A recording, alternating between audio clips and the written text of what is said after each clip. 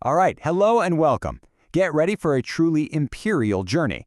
We're about to walk through one of the most incredible historical sites in all of Europe, the grounds of Schönbrunn Palace. I'm so glad you chose this route. Let's get started. Seriously, thank you for picking this walk on Kinomap. You've made an awesome choice. Just look at this place. We're standing right in front of the magnificent Schönbrunn Palace, which was the summer home for the Habsburg dynasty. So let's get moving and soak in all this amazing history. You know, the whole story of this place really starts with its name, Schönbrunn. It literally means beautiful spring. And why? Well, it was named for an artesian well they found right here on the grounds. That well actually supplied water to the whole royal court. It's kind of crazy to think this massive, incredible palace all started from something so simple. Okay, let's really get this walk started. We're heading into the main garden path now. And, wow, it is absolutely spectacular. This area right here is called the Great Parterre. Just imagine the crunch of the gravel under your feet. This garden, with its perfect symmetry, is done in the French style, and it was first laid out way back in 1695. And get this, it was designed by a student of the same person who created the famous Gardens of Versailles. So yeah, you know you're walking through someplace really special. Okay, as we keep walking, take a look to your left, now to your right. See all those statues lining this grand avenue? It just feels so epic. And you're probably wondering, how many are there? A grand total of 32. And we're not talking about just any statues. No way. Each one is a life-sized marble sculpture of someone from mythology. I mean, you're literally walking past gods, goddesses, and heroes. See if you can spot Heracles. He's a symbol of strength. Or maybe Flora, the goddess of flowers. It's basically like walking through an outdoor museum. All right, keep that steady pace going. Now look straight ahead, down at the foot of the hill. You see that massive structure? That's our next big landmark, and trust me, it's the crowning jewel of this entire garden. And here we are, the Neptune Fountain. This thing was finished in 1780, right before Empress Maria Theresa passed away. It was totally designed to be the big, show-stopping centerpiece for her gardens. Come on, let's get a closer look at everything that's going on here. So this isn't just some pretty fountain, it's a whole story carved in stone.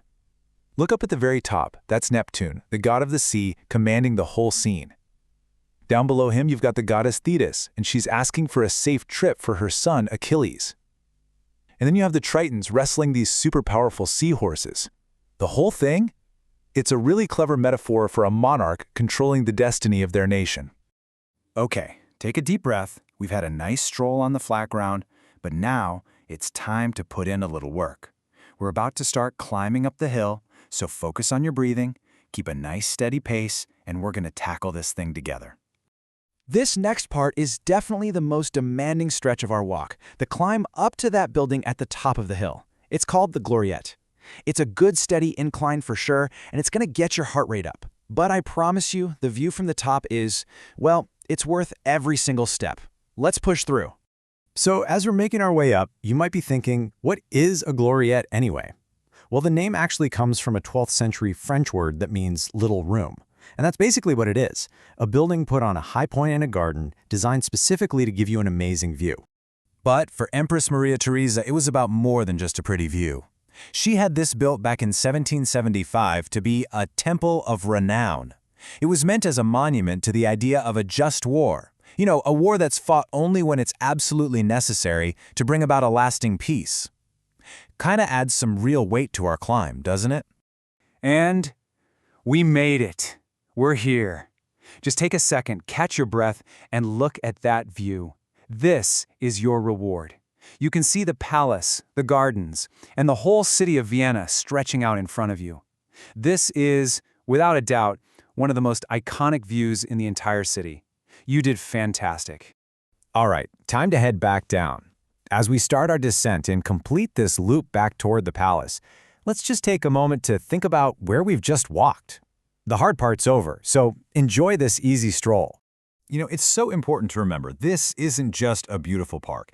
Every single path we've been on today was once walked by the Habsburg emperors. In fact, Emperor Franz Joseph I, who reigned for nearly 68 years, wasn't just born in that palace, he died there too. You literally just walked the same imperial loop he might have taken every single day. So as we get back to where we started, here's a little something to think about. The palace itself has 1,441 rooms. So, after seeing how grand everything is out here, Which one of those rooms would you want to see first? Thanks again for joining me on this amazing walk. You did great!